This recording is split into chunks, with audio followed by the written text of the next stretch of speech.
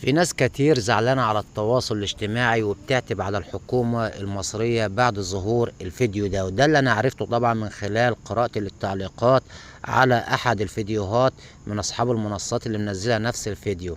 طيب، عشان ما تزعلش يا مولانا، أنا عايز أقولك إن الحكومة عملت الصالح والصح. ليه عملت الصالح والصح؟ دي المؤسسة، واكيد فاكرين حضراتكم محل الكشري اللي قبل كده التهمت فيه النيران وكان فيه حريق في المؤسسة، وعارفين ان الشارع ده كله عشوائيات وبياعين خضار وبياعين فاكهة واخدين نص الشارع.